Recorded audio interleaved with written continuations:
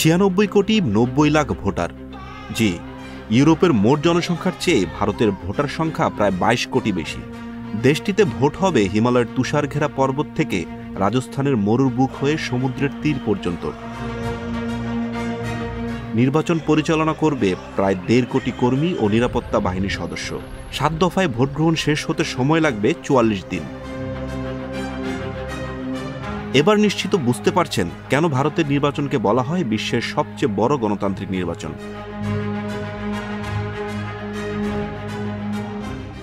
আমাদের আজকের স্টাইল স্পেশালে জানব ভারতের নির্বাচনের খুঁটিনাটি।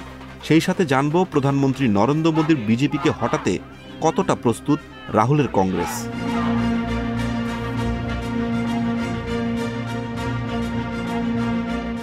পৃথিবীর সবচেয়ে বড় গণতান্ত্রিক দেশের নির্বাচন।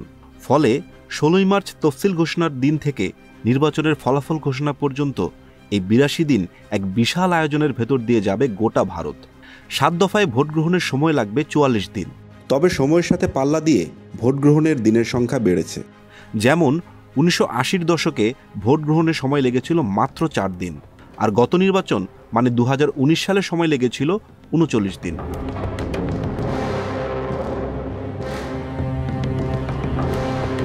ভোটার সংখ্যার দিক থেকে এটি বিশ্বের সবচেয়ে বড় নির্বাচন। দেশটি নির্বাচনে ১০.৫ লাখ ভোট কেন্দ্রে ৫৫ লাখ ইলেকট্রনিক ভোটিং মেশিনে ভোট গ্রহণ করা হবে। ভোট গ্রহণের এই প্রক্রিয়া থেকে বাদ যাবে না হিমালয়ের সুউচ্চ পর্বতের গ্রাম থেকে শুরু করে ভারত মহাসাগরের দ্বীপপুঞ্জগুলো। এত বিশাল আয়োজনে তাই প্রয়োজন পড়েছে প্রায় ১.৫ কোটি নির্বাচনী কর্মকর্তা ও নিরাপত্তা বাহিনীর সদস্যদের।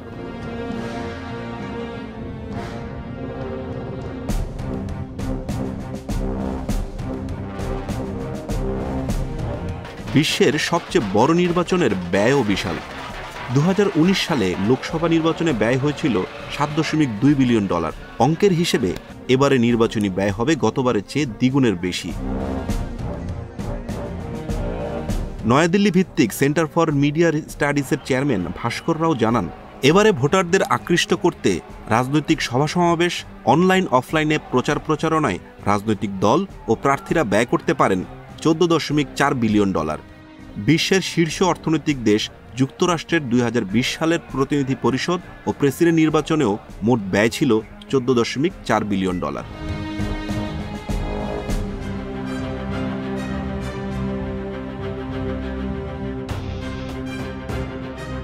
বহুদলীয় গণতন্ত্রের দেশ ভারতে ২৬৬০ নিবন্ধিত রাজনৈতিক দল রয়েছে। ভারতীয় উপমহাদেশের নির্বাচনী প্রতীক ভোটের মাঠে খুবই গুরুত্বপূর্ণ। সেটা ভারতের বেলাতেও সত্য। দেশটির ১/৩ ভোটারই নিরক্ষর, তাই প্রতীক দেখেই তারা কে কোন রাজনৈতিক দলের প্রার্থী তা বুঝতে পারেন।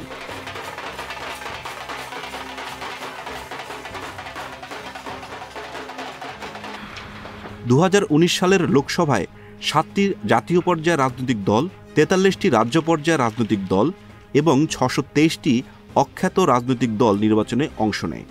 স্বতন্ত্র প্রার্থীসহ মোট প্রার্থী ছিলেন ৮,০৫৪ জন।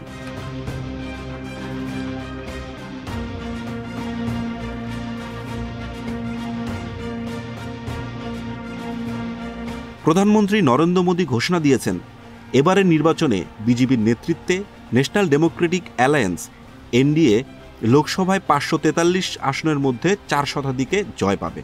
এবারের নির্বাচনে বিজেপির জোট এনডিএর সাফল্য শুধু নরেন্দ্র মোদীর ভাবমূর্তির উপরই নির্ভর করছে না। ফলে নির্বাচনী প্রচারে মোদী এবারও ৪০০ পার করার ডাক দিলেও ভোটাররা কতটা সাড়া দিবেন সেটি লক্ষ্য পূরণের ম্যাজিক আর মোদীর হাতে নেই। এনডিএর ভাগ্য নির্ধারণে গুরুত্বপূর্ণ ভূমিকা রাখবে দক্ষিণের রাজ্যগুলো। লোকসভা নির্বাচনের ইতিহাসে একক দল হিসাবে কংগ্রেস ৪০০ আসনের মাইলফলক অতিক্রম করেছিল। ১৯৮৪ সালে নির্বাচনে সেটি সম্ভব হয়েছিল মূলত তৎকালীন প্রধানমন্ত্রী ইন্দিরা গান্ধীর হত্যাকাণ্ডের ফলস্বরূপ জনগণের সহানুভূতির কারণে। কিন্তু এবার রাহুলের কংগ্রেসের অবস্থা এতটাই নাজুক যে বিজেপির সামনে ন্যূনতম চ্যালেঞ্জ হয়ে দাঁড়াতে পারবে কিনা সন্দিহান অনেক বিশ্লেষক। তবে এই প্রশ্নের শেষ উত্তর পেতে আমাদের অপেক্ষা করতে হবে আগামী জুন পর্যন্ত।